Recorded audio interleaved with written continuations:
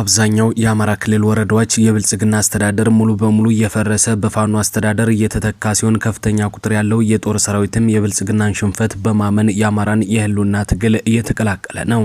የፋኖ ኃይሎችም ክልሉ ሙሉ በሙሉ ካገዛዙ ነጻ በማድረግ ቀጣይ ስራዎችን ለመስራት አሁንም ብርቱ ተጋድሎ እያደረጉ የብልጽግናን ኃይል እየደመሰሱ ድሎችን እያስመዘገቡ ይገኛል። ሰላምታችን በያላችሁበት ድረስ የተወደዳችሁ የኤንቢሲ ዜና አድማጭ ተመልካቾች ለተሰኞ ሰኔ 9 2017 ዓ.ም የተሰሙ አዳዲስና ወቅታዊ መረጃዎችን ይዘንላችሁ መተናል። እናንተ መረጃውን ለሁሉም እንዲደርስ ቪዲዮውን ላይክ እና ሼር ቻናሉን ሰብስክራይብ እያደረጋችሁ እስከ መጨረሻው አብራችሁን ቆዩ።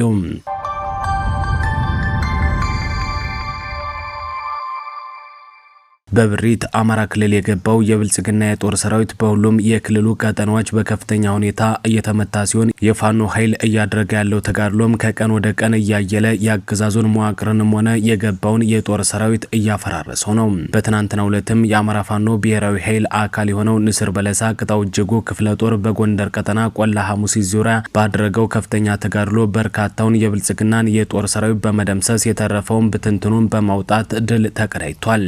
የአማራ ፋኖ ብሔራዊ ኃይል ጎንደር ቀጠና የዳግማዊ ቴዎድሮስ 5ኛ ኮር አካል የሆነው ንስር በለሳ ቅጣው እጅጉ ክፍለ ጦር የፋኖ ኃይሎች ትላንት ማለትም ሰኔ 8 2017 ዓ.ም ካገዛዙ ሰራዊት ጋር ከ2 ሰዓት ተኩል እስከ 8 ሰዓት ተኩል ሰዓታት ያህል የፈጀ ለአስጨራሽ ውጊያ አካሂደዋል። ለማረጋገጥ ባደረግነው ሙከራም ውጊያው የተካሄደው በበለሳ ቆላ ሐሙሲት ዙሪያ በምትገኝ ግድብ ጉላ ተብሎ በሚጠራው የገጠር ቀበሌ ሲሆን በዚህ ውጊያም የጠላት ኃይል ሙትና ከባድ ቁስለኛ ከመደረጉም በላይ እጅግ ብዛት ያላቸው የነፍስ ወከፍ መሳሪያዎችም ተማርከዋል። ቁጥራቸው ከ20 በላይ የሚሆኑት የመከላከያ ሰራዊት አባላትም በውጊያው ሲደመሰሱ 13 በላይ የሚሆኑት ደግሞ ከባድ ቁስለኛ ሆነው በምስራቅ በለሳ ወረዳ ዋና ከተማ ወደሚገኝ ሆስፒታል ለሕክምና መግባታቸው መረጃዎች ያመለክታሉ።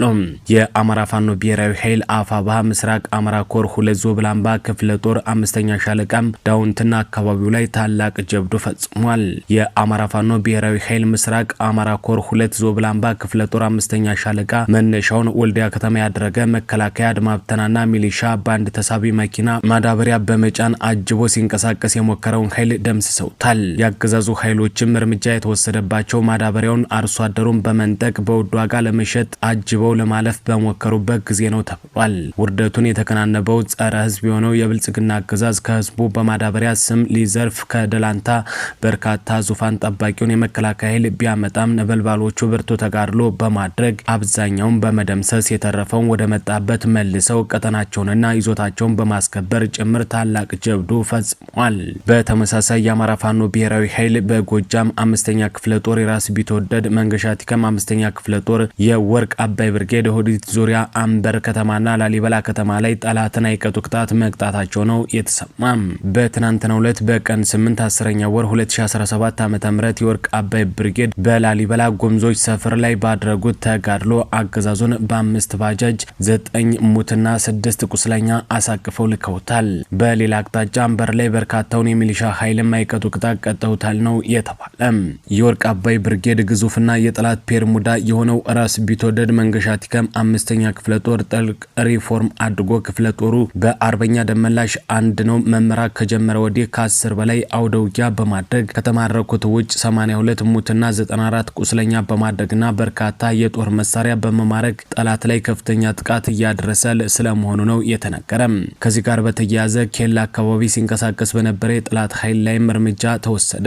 የጎጃም አገው ምድር ክፍለ ጦር 10 አለቃ ኤፍሬም አጥናፉ ብርጌድ በትናንትናው ዕለትም ከጠላት ላይ በወሰዱት የደፈጣ ጥቃት ብዛት ያለው የአብይ አህመድ የጦር ሰራዊትን በወጣበት እንዲቀር አድርገውታል።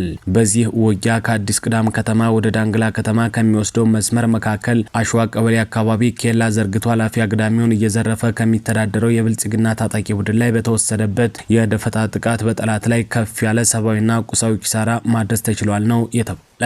ኦፕሬሽኑ ትላንት ከአመሻሹ 11 ሰዓት ተኩል ጀምሮ እስከ ምሽቱ 12 ሰዓት ለ30 ደቂቃ የቆየ ውጤታማ የደፈጣ ኦፕሬሽን ሲሆን በዚህ ለ30 ደቂቃ በቆየ ደፈጣ ጥቃትም 8 የብልጽግና ጸረ አማራ ቡድን ታጣቂዎች ወዲያውኑ ሲደመሰሱ ከ6 በላይ የሚሆኑት ቁስለኛ በመሆን ከአዲስ ቅዳም ከተማ ተንቀሳቅሶ በደመ ነፍስ እየተኮሰ በተሽከርካሪ ተጭኖ በደረሰ የአብይ አህመድ መከላከያም ተለቅመው በመነሳት 6 ቁስለኛ ወደ ሆስፒታል 8 የተደመሰሱ ድለቢሶችም ወደ ጅምላ ቀብራቸው በከባድ መሳሪያ ታጅበው ተወስደዋል ነው የተባለ። አጠቃላይ በተደረገው የደፈጣ ጥቃት ግን 8 የብልጽግና ታጣቂዎች ሲደመሰሱ የጠላትን ፓትሮል ያሽከረክር የነበረውን አሽከርካሪ ጨምሮ ከ6 በላይ የሚሆኑት ከባድ ቁስለኛ መሆናቸው ነው የተገለጸ። የኮሎኔል ታደሰ ሙሉነ ብርጌድም ልዩ ኦፕሬሽን ሰራ። የኮሎኔል ታደሰ ሙሉነ ብርጌድ በትናንትናው ዕለት ጠላት የአርሶ አደር መሳሪያን አስወርዳለሁ በማለት በገጠር የተንቀሳቀሰ ሲሆን በዳጊ የጊዮን ሻለቃ በተደራጀ መረጃ ተከታትለው በተጠና መንገድ ለብዙ ወራት ይዘውት የቆዩትን ምሽግ ሰብረው በመግባት በርካታ የሆኑ አባላትና የዝናብ ልብሶችን መማረክ የቻሉ ሲሆን ለረጅም ወራት ካምፕ አድረው ቆይተውበት የነበረውን ቦታን በመውደም ቁሳዊ ጉዳት በማድረስ የጠላትን እቅድ በማክሸፍ ውጤታማ በሆነ መንገድ ግዳጃቸውን ፈጽመው ወጥተዋል።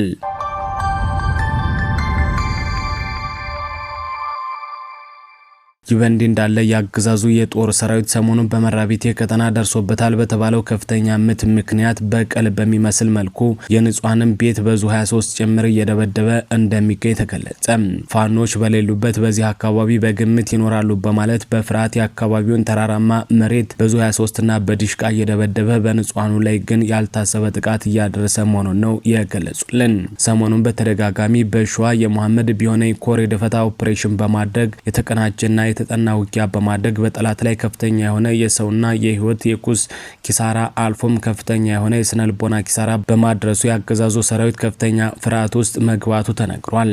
በዚህ ሰበብ በሰኔ 6 2017 ዓ.ም የደረጃ አዝማ የተሰማ እርገጤ ክፍለ ጦር አብይ አህመድ ወደ ቀጠናው ያስገባውን አዲስ ምልምል ኃይል በልበሊት ላይ ባደረገው አውደ ውጊያ እንደ ቅጠል በማርገፍ ሬሳውን ጥሎ እንዲሸሽ ማድረጉን ተከትሎ ካሳለፍናቸው 2 ቀናት ጀምሮ የመራቢቴን አካባቢ በከባድ መሳሪያ አገዛዙ እየደበደበ በንጹሃን ላይ ጥቃት እያደረሰ ስለመሆኑ ታውቋል።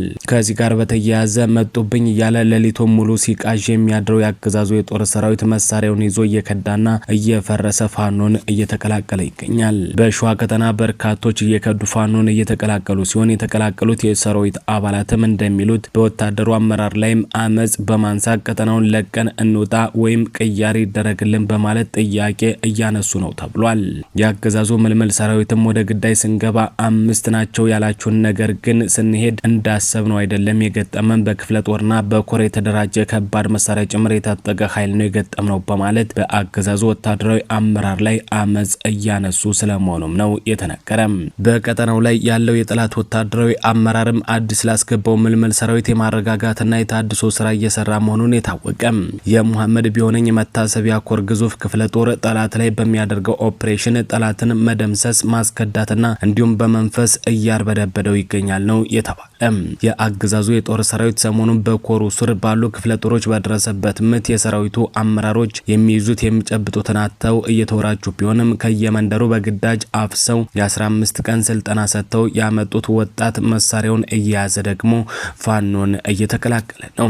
በጎጃም ቀጠናም በተመሳሳይ በትናንትናው ዕለት ሰዴ ከተማ ተደብቆ ከሚገኘው የአገዛዙ ኃይል በመክዳት በርካታ የብልጽግና የጦር ሰራዊት የአማራ ፋኖ ብሔራዊ ኃይል መዝገበ ጮቄ ብርጌድን ተቀላቅሏል። ከነዚህ መካከልም ቱሳ ከሊል የተባለ የ72ኛ ክፍለ ጦር 4ኛ ሻለቃ ዲሽቃ ምድብተኛ የነበረም የአብይ ወንበር አስጠባቂ መሆን አልፈልግም በማለት የፋኖን ኃይል ከነ ሙሉ ትጥቆ ማለትም 4 ካዝና 120 ጥይትና 1 ጥቁር ክላሽ በመያዝ ሊቀላቀል ችሏል።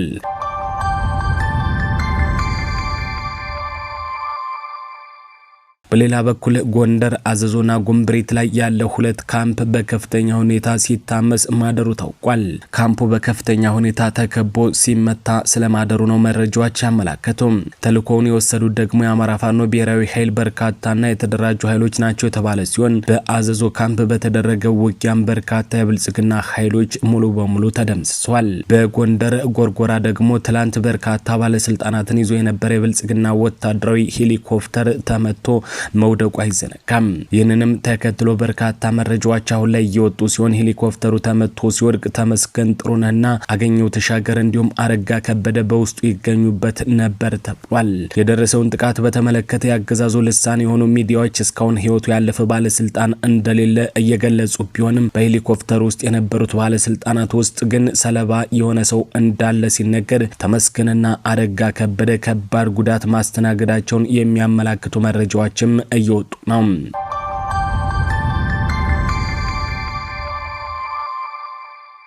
በሌላ መረጃ ህዝብን ማንቃት ማደራጀትና መቀስቀሱ እንደቀጠለ ነው። በህዝብ አስተዳደር ስር ካሉ የጎበዝ አለቆችና ጊዜያዊ አስተዳደሮች የሁለት ቀን ስልጠና መስጠትም ተችሏል። በምስራቅ ጎጃም ዞን ቢቸና ወረዳ 32 ቀበሌዎች ያሉት ሲሆን ከነዚህ ውስጥ 29ኙን ቢቸና አካባቢ የሚንቀሳቀሱ አባ ኮስተር ብርጌድ የሚያስተዳድራቸው ናቸው።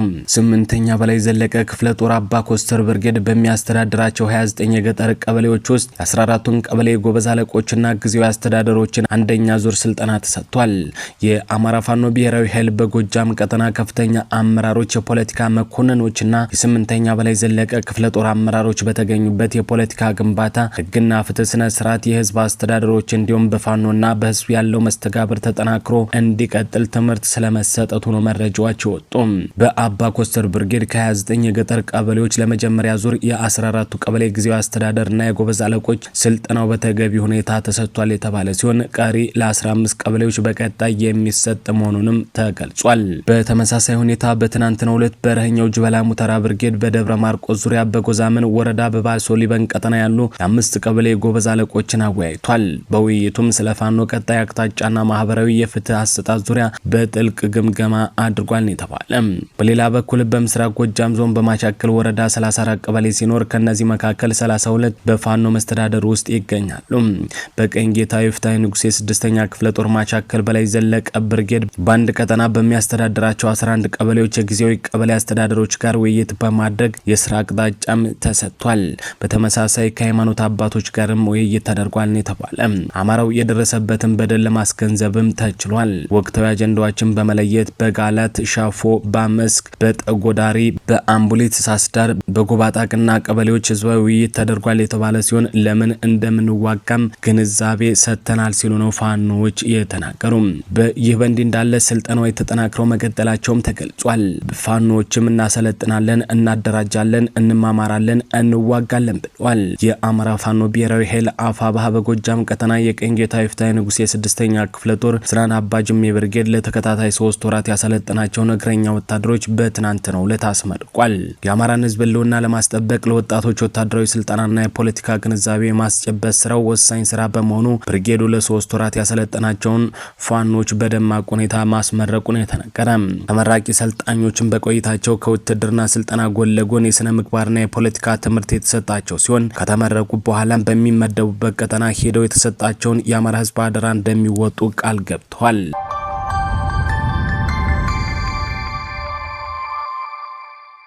የተከበራችሁና የተወደዳችሁ አድማጭ ተመልካቾች ለሰዓቱ የተሰሙ አዳዲስና ወቅታዊ መረጃዎች እነዚህ ነበሩ። በሌሎች የመረጃ ሰዓታችን እስከምንገናኝ መልካሙን ሁሉ ተመኘን።